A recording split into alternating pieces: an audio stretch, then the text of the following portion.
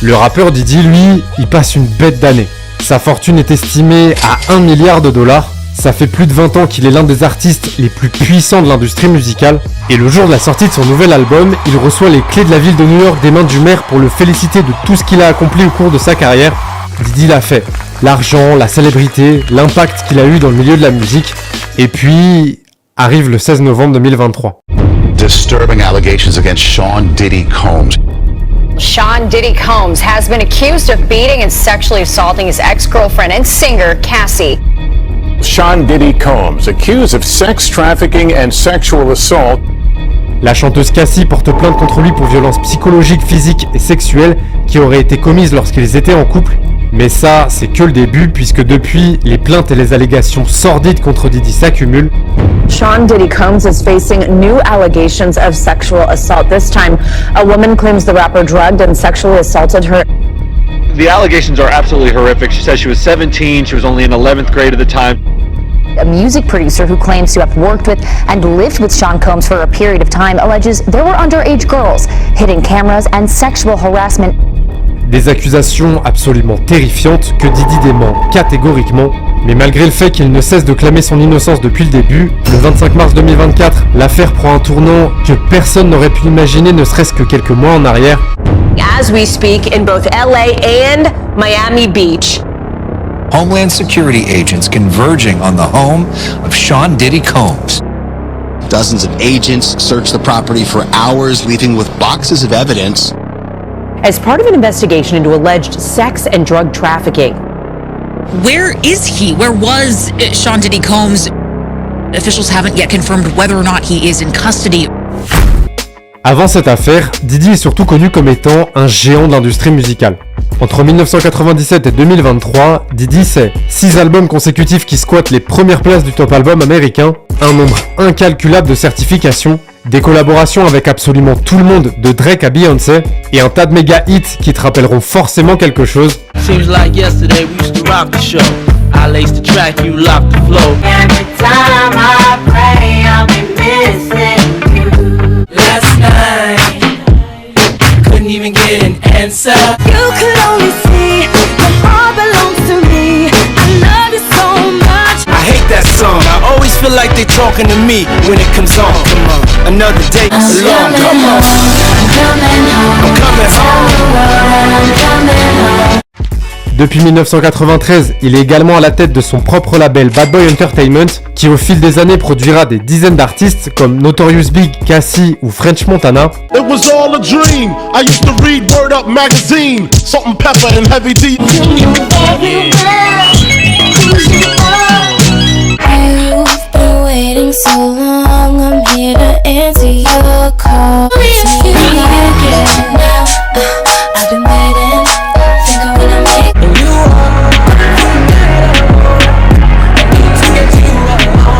feeling like I'm fresh out loose. If they want the drama, got the ooze.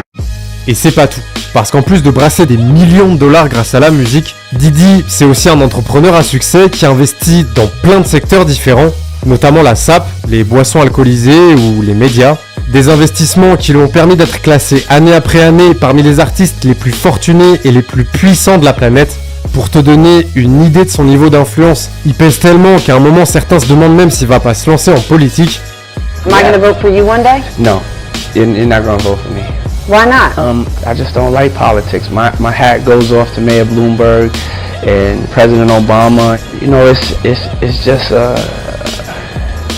I just don't like it. Diddy est riche, Diddy est célèbre, Diddy est un exemple de réussite pour beaucoup de gens, sauf que, malgré son immense succès, tout au long de sa carrière dans le milieu de la musique, il y a plein d'histoires bien sombres qui circulent autour de lui, et par on ne sait quelle sorcellerie, il réussit toujours à s'en sortir.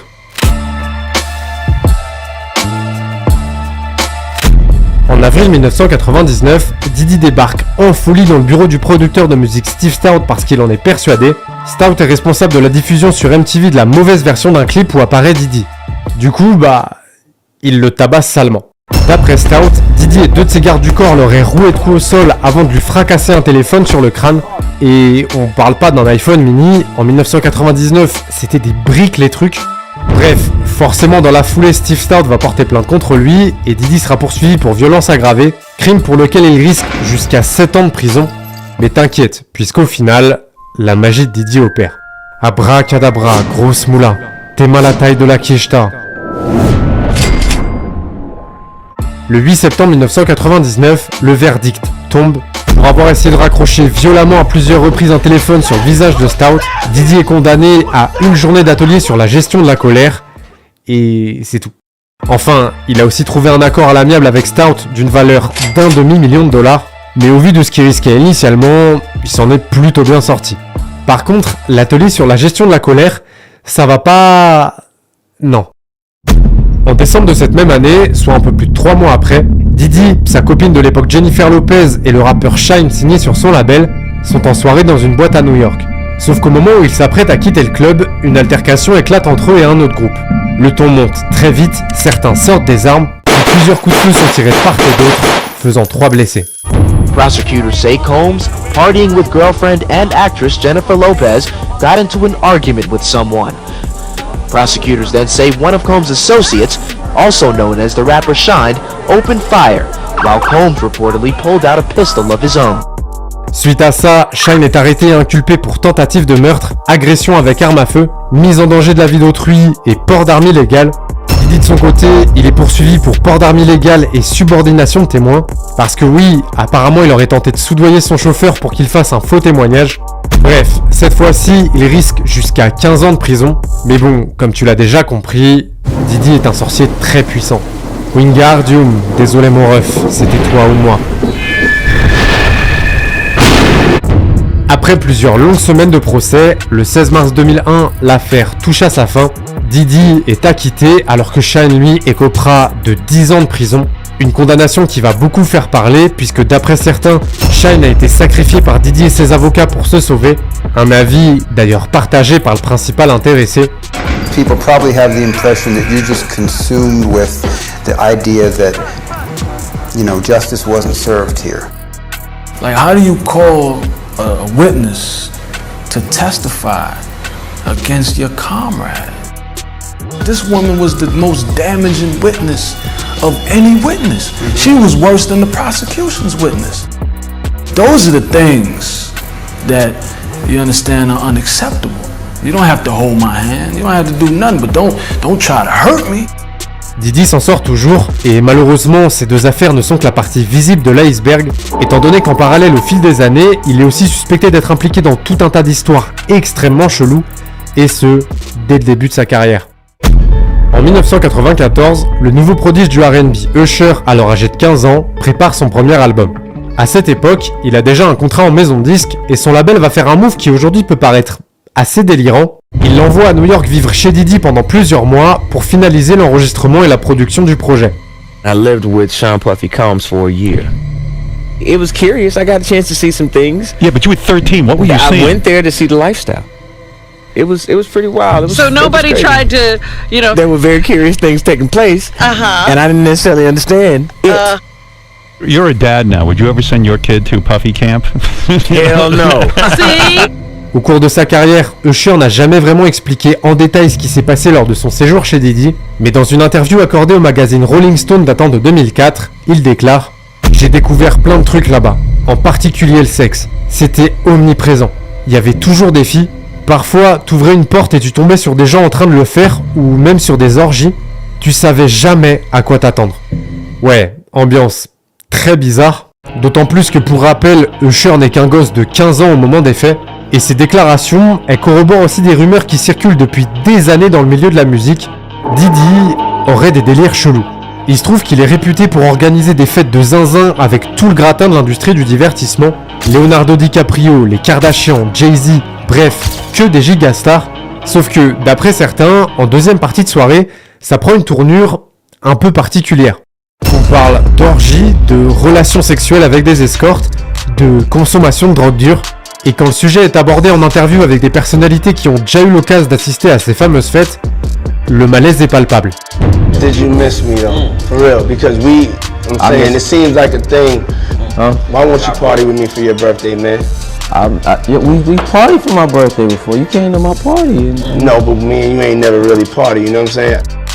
Puffy, he took you to a club before, and you seen a whole lot of men kissing, and you seen a whole lot of weird stuff going on. If you don't mind, man, what's the backstory behind that? Man, I ain't gonna touch that shit, man. Fuck that shit. It's been talked about. All good. We gonna leave that alone, man. That shit put to bed. Right, did you party with Diddy a lot? Oh, no, not really. I would go to the party and leave early. I don't know what goes on after hours, but he wasn't trying to find out. I wasn't trying to find out. Mais bon, malgré tous les bruits de couloir le concernant, Diddy ne sera jamais vraiment inquiété et il faudra attendre jusqu'à il y a quelques mois pour découvrir l'ampleur des horreurs dont il est actuellement accusé.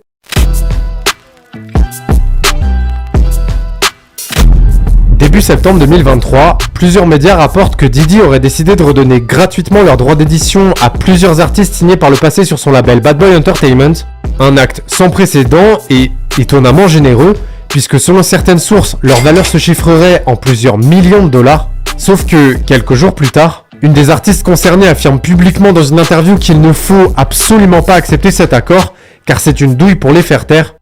You can have your rights back. And in order to get that, I have to sign an NDA that I will never disparage Puff, Bad Boy, or EMI, or Sony ever in public. Don't sign this. This is just a way to get you to never be able to publicly speak about what we have experienced. And what would be the motivation to do that? I think we're gonna learn soon enough what it is. I already know because I know I have my ear to the street and I know everything that's about to happen. Un avertissement assez flippant qui sous-entend que quelque chose se prépare, mais ce qui va suivre est bien pire que ce que tout le monde imaginait. Le 16 novembre 2023, Cassie, ancienne artiste signée chez Bad Boy mais surtout ex-compagne de Diddy de 2007 à 2018, porte plainte contre lui pour violences psychologiques, physiques et sexuelles commises tout au long de leur relation. A lawsuit filed against Sean Diddy Combs accuses the music performer and executive of rape, physical abuse, and sex trafficking. Dans le dossier d'accusation d'une trentaine de pages, Cassie affirme entre autres choses qu'au cours des 11 années durant lesquelles elle a partagé sa vie, il l'aurait violée, battue, incité à consommer des drogues dures et forcé à avoir des relations sexuelles avec des escortes hommes tandis que lui filmait et se masturbait. Selon Cassie, dès le début de leur relation, Diddy aurait mis tout en œuvre pour qu'elle se retrouve sous son emprise, que ce soit émotionnellement, professionnellement ou financièrement, ce qui explique pourquoi malgré plusieurs tentatives, elle a mis autant de temps à réussir à s'en libérer. Dans sa plainte, elle raconte d'ailleurs qu'en 2011, Diddy et elle se séparent quelque temps, période durant laquelle elle fréquente brièvement le rappeur Kid Cudi, sauf que lorsque Diddy la prend, il pète littéralement un câble et la tabasse. Puis dans les semaines qui suivent, il lui annonce qu'il a l'intention de faire exploser la voiture de Kid Cudi et qu'il veut s'assurer que Cudi assiste à l'explosion. Bon, après tu connais, il y a des gens qui ont la menace facile, faut vraiment être zinzin. Il l'a fait.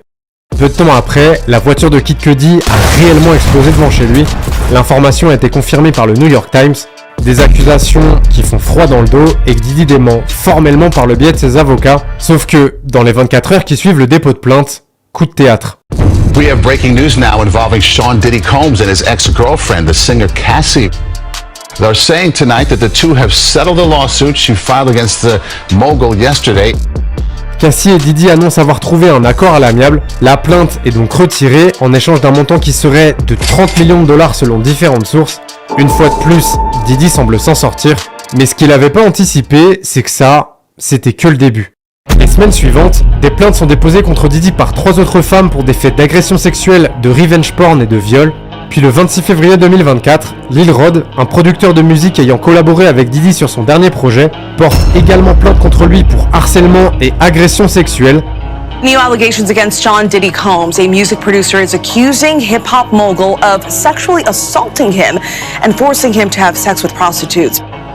Dans un document de plus de 70 pages remis aux autorités américaines, Lil Rod explique qu'entre septembre 2022 et novembre 2023, il est parti vivre avec Diddy pour l'assister dans la production de son 5e album, une expérience qu'il décrit comme traumatisante puisqu'il prétend avoir vécu un véritable enfer. Il aurait subi des attouchements, été drogué à son insu, forcé à avoir des relations sexuelles avec des escortes femmes et encouragé à coucher avec des hommes dans l'entourage de Diddy. Au cours de son séjour, il déclare aussi avoir été témoin d'un meurtre, de trafic de drogue, d'une agression sexuelle et de la présence de filles mineures lors de certaines soirées. Des allégations absolument terrifiantes, d'autant plus que dans sa plainte, Lil Rod révèle que Diddy aurait caché des caméras dans chacune des pièces de ses résidences pour enregistrer à leur insu et éventuellement faire chanter les célébrités présentes lors de ces fameuses deuxième parties de soirée dont j'ai parlé plus tôt. The complaint states there are recordings of celebrities, music label executives, politicians and athletes in compromising positions. Forcément, lorsque l'annonce tombe, ça fait l'effet d'une bombe. Et dans la foulée, un des avocats de Diddy prend la parole et déclare que l'intégralité du contenu de cette plainte n'est que pure invention. Il affirme également disposer de preuves irréfutables qui démontreraient que les accusations de Lil Rod ne sont que des mensonges motivés par l'argent. Mais malgré le fait que depuis le début, Diddy nie catégoriquement l'ensemble des allégations contre lui, il se pourrait que cette fois-ci, il n'arrive pas à s'en sortir aussi facilement.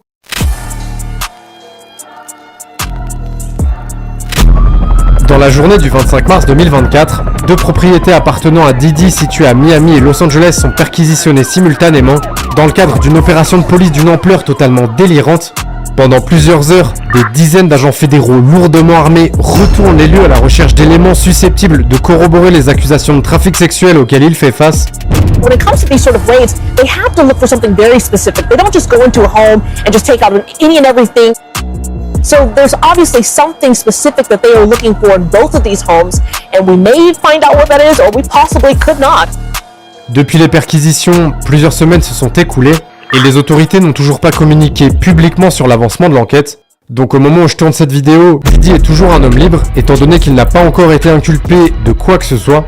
Et malgré les nombreuses rumeurs qui ont circulé affirmant qu'il aurait pris la fuite à l'étranger à bord de son jet privé, Diddy est toujours présent sur le territoire américain avec la ferme intention de blanchir son nom.